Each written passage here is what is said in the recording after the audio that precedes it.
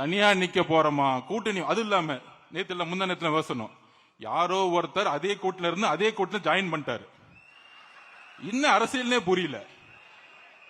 திடீர்னு கூட்டணியை உருவாக்குறாங்க. ஆனா அந்த கூட்டணி அப்படியே தான் 21 இருந்து இருக்கு. ஆனா அதே கூட்டணி அனௌன்ஸ் பண்றதுக்கு ஒரு அனௌன்ஸ்மெண்ட். இதுல சில பேர் உட்கார்ந்துகிட்டு தலைவருக்கு பேச தெரியல, எல்லாத்தையும் விட்டுட்டாரு.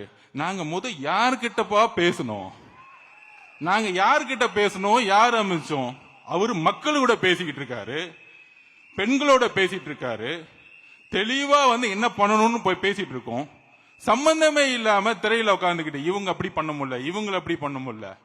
எம்ஜிஆர் கட்சியை உருவாக்கும் பொழுது கூட்டணியை நம்பி, கூட்டணி கட்சிகளை நம்பி கட்சியை உருவாக்கல. எம்ஜிஆர் தாய் குலத்தை நம்பி உருவாக்கினார். அதே போல எங்களுடைய தலைவர் தாய் குலத்தை நம்பி மட்டுமே கட்சியை உருவாக்கினார். சோ இனிமேட்டு இந்த கொள்கை கொள்கைன்னு பேசினாங்கன்னா, ஸ்டாலின் சார் சுத்தி இருக்கிற ஒரு 10 பேர் எடுத்துக்கோங்க, கொள்கையை பத்தி ஒண்ணுமே தெரியாது. இதுல வேற மிரட்டிட்டாங்க, பயந்துட்டாங்க. சிபிஐ ஆபீஸ்க்குள்ள நுழையும் பொழுது 10 பேர் ஓடி வருவாங்க செல்ஃபி எடுக்கிறதுக்கு. எனக்கே ஷாக்கு, என்னென்ன எங்க போனாலும் உங்களுடைய ஆதரவாளர்கள் வச்சிருக்கீங்களே. அதுல முக்கியமா நிறைய பேர் இவங்களுக்கு சிம்பிள் கிடைக்குமா, அப்படி கிடைக்குமா, 234 தனித்தனியா கொடுத்து இவங்களை காலி பண்ணிடுவாங்க. நான் திருப்பியும் சொல்றேன், அண்ணா இந்தியா முழுசும் எலெக்ஷன் கமிஷன் மேல பெரிய நம்பிக்கைகள் யாருக்கும் கிடையாது. ஆனா உங்களுடைய ஏதோ ஒரு ஃபேன் உங்களுக்காக சைனை போட்டு விசில் சின்னத்தை கொடுப்பா, யாரு எதிர்த்தாலும் பரவாயில்ல அப்படின்னு ஒரு கூட்டத்தை இந்தியா முழுசு உருவாக்கி வச்சிருக்கீங்க பாத்தீங்களா.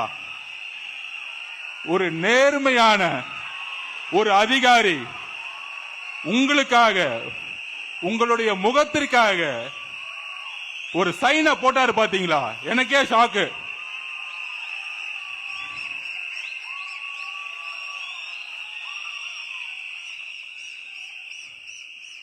இந்த மாதிரி எந்த கட்சி தலைவருக்கு நடந்தது கிடையாது. இதுக்கு மேல என்ன வேணும்? நம்ம பணி செய்யணும். பெண்கள் ரெடி ஆயிட்டாங்க, தாய்க்குளம் ரெடி ஆயிட்டாங்க. ஆனால் என்ன சேலஞ்ச் தெரியுமா? திமுக என்ன தெரியுமா நினைக்கிறாங்க, இந்த எலெக்ஷன்ல 3000 கோடி இறக்குவாங்க, இன்னொரு கட்சி அந்த கட்சின்னு சொல்லிட்டு ஒரு 5000 கோடி இறப்புவாங்க, ஒவ்வொரு ஓட்டுக்கு 2000 3000 கொடுப்பாங்க. ஆனால் தமிழக மக்களே, முக்கியமாக தாய்க்குளமே, இந்த 3000 ரூபாய்க்காக அடுத்த 25 வருஷ வாழ்க்கையை நம்ம இழந்துடக்கூடாது. அதுதான் எங்களுடைய வேண்டுகோள்.